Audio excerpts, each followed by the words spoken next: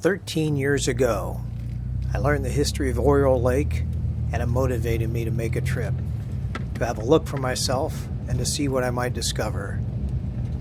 My main interest at the time was to visit the lake, but in doing so I passed by cabins and other old structures. I became enamored with the beauty of the area and its rich history. Now I want to visit Oriole again, to see what damage may have been done by the K&P complex fire from 2021. In 2013, the National Park Service began the process of designating the Oriole Lake area into a federal wilderness area, allowing only people with property rights to access it by vehicle. Anyone else would have to walk. My walk went quickly as I enjoyed the amazing scenery and the well-maintained dirt road that was easy underfoot. I took a few photos of the cabins as I passed by, and then eventually finding the lake. It is truly a nature lover's paradise.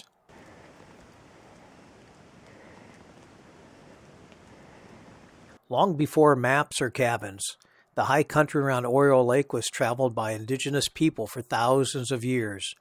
Cattlemen in the 1860s, homesteaders in the 1880s, families and more structures by the 1890s, and in 1910, a planned full resort that never came to be. But now I want to know what, if anything, remained in the area of Oriole Lake, so I slung my pack and started walking. I was forewarned that the road was in bad shape, but I didn't realize how bad. Major portions of the road are simply gone, likely due to extreme runoff when the rains rushed down the barren hillsides after the fire. Soon I arrived at Squirrel Creek. The waterfalls are great to experience under the shade of a giant sequoia standing guard over the area.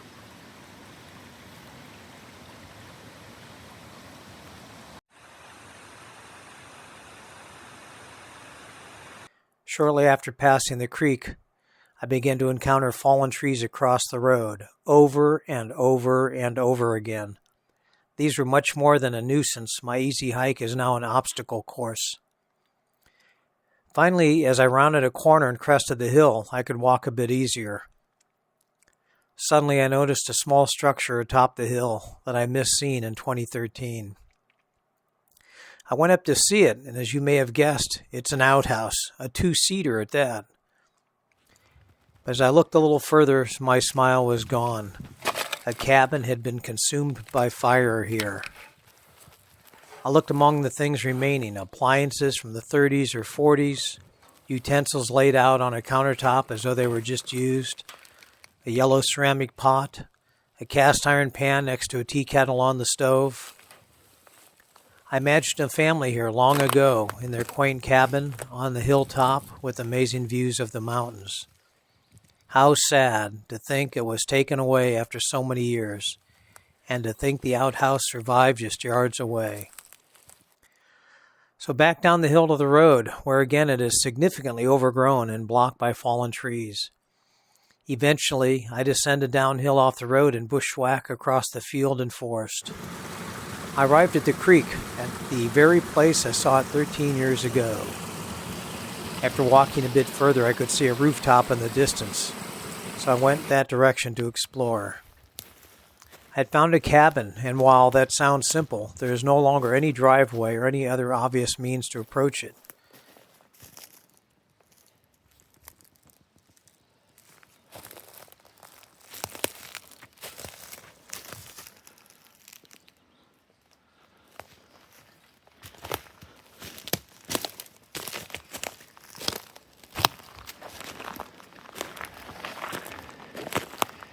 Uh-oh, looks like a bear got into it.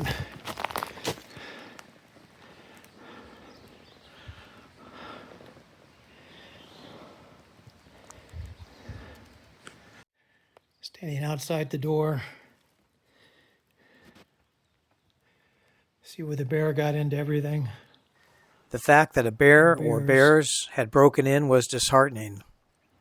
Even if I could contact the owner, what could be done? Shame. Before exiting, I closed the door as best I could, but the latch was obviously not working too well.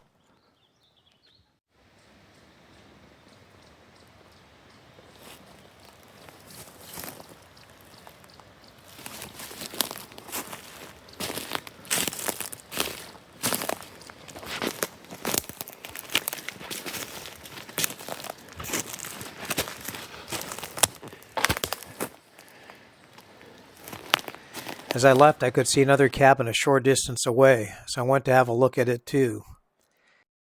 It appears the bears did not make any entry into this cabin, but there is some minor damage. The landing for the stairs is broken off, a large tree limb has landed on the metal roof, and some other issues with the fascia. Otherwise, it's intact.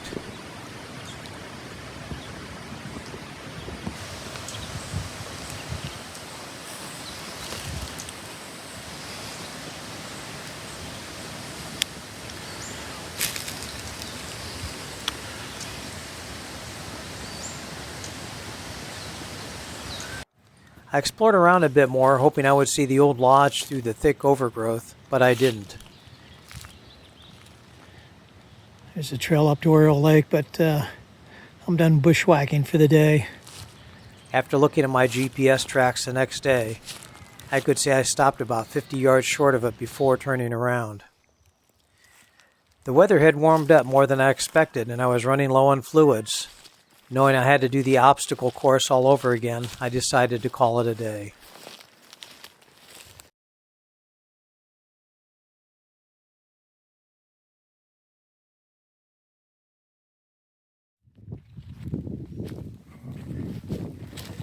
Well, cross-country time for Oriole Lake. The blows came one right after another. Massive amounts the wilderness of trees designation and logs would lock out blocking the families who had tended to these so-called cabins road. for generations. Then, fire swept through, and the rains have followed toward the road from the mountainside. What remains now is a place abandoned by regulations and reclaimed by nature, leaving behind a beautiful Sierra ghost town.